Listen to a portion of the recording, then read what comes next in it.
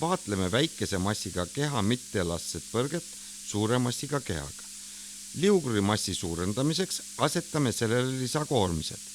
Nüüd on ühe liugri mass 2 korda teise liugri massist suurem.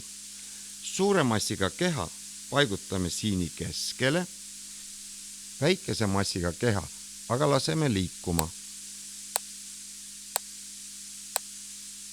Pärast põrget liiguvad liugurid koos esialgu liikunud liuguri kiirusest 3 korda väiksema kiirusega.